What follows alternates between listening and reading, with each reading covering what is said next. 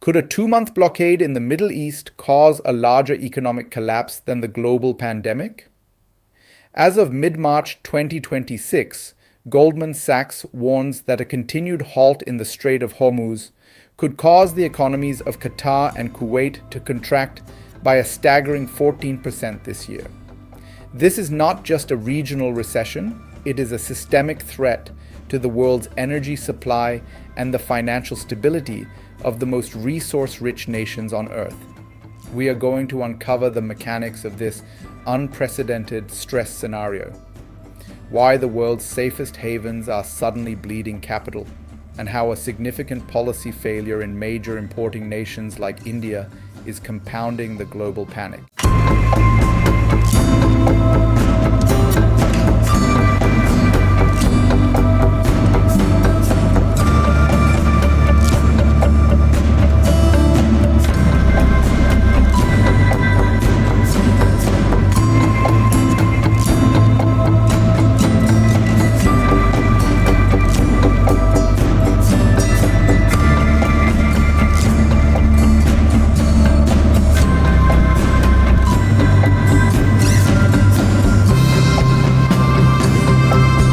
The stakes of this conflict reach far beyond the fluctuating price of a barrel of oil.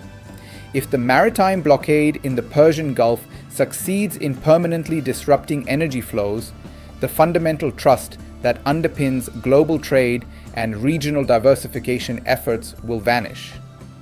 For decades, the Arab Gulf states have positioned themselves as stable hubs for tourism, real estate, and finance, moving away from a singular reliance on petroleum. A prolonged war threatens to leave lasting scars on investor confidence, effectively stalling trillion-dollar diversification projects like Saudi Arabia's Vision 2030.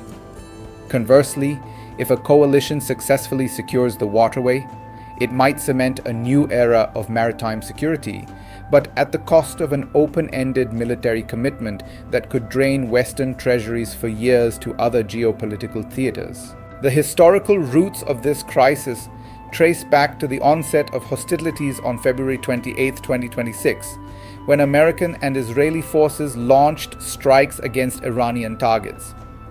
This move triggered an immediate closure of the Strait of Hormuz, the conduit for 20% of global oil exports. For countries like Kuwait and Qatar, the impact is a haunting echo of the early 1990s, when the invasion of Kuwait caused the worst economic slump in their modern histories. While these nations possess massive sovereign wealth funds and deep foreign reserves, the physical inability to move product to market is a bottleneck that financial firepower alone cannot solve. Key actors in this confrontation are navigating a landscape of high-intensity attrition. President Donald Trump is currently mulling the possibility of a deal while simultaneously threatening to hit Iranian energy facilities on Karg Island.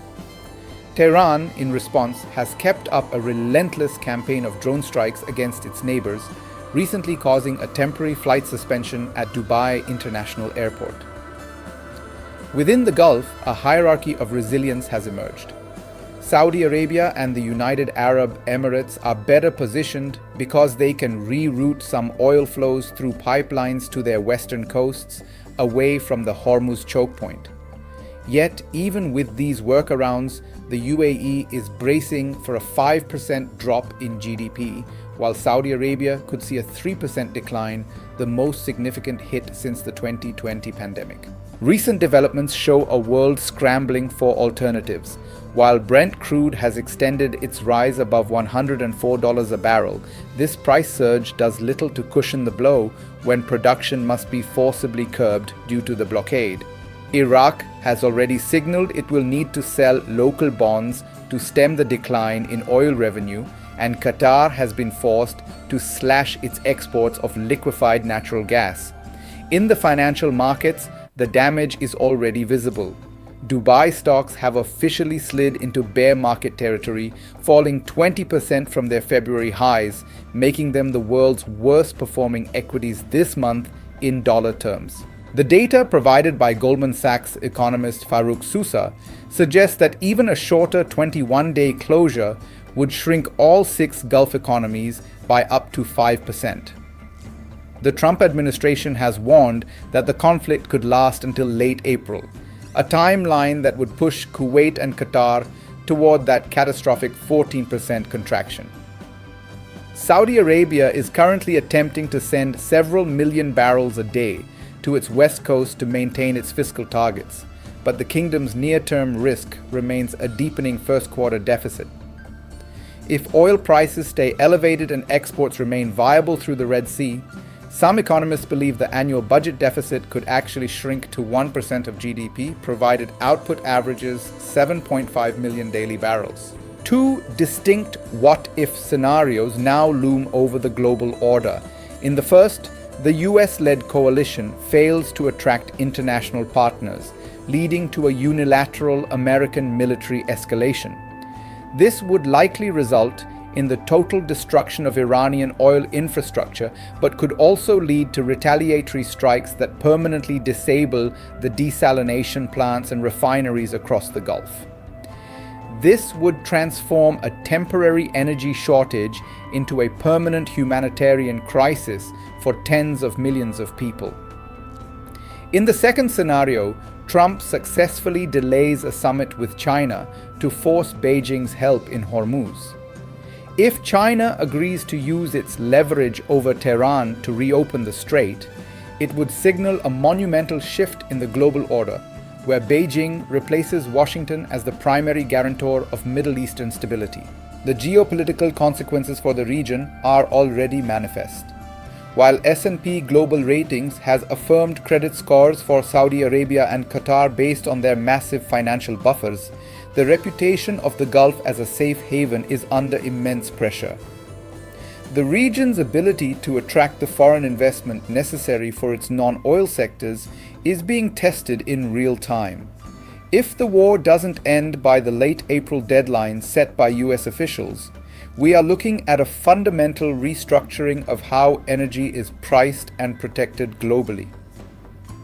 The era of cheap, easily accessible Gulf oil may be replaced by a permanent war premium that drags down global growth for the rest of the decade. Ultimately, this conflict is a test of stability versus the raw projection of power. The financial firepower of the Gulf states provides a temporary shield, but it cannot replace the physical security of the world's most important waterway. As we watch the third week of hostilities, the primary indicator to follow is not just the price of Brent crude, but the volume of oil successfully reaching the Red Sea ports.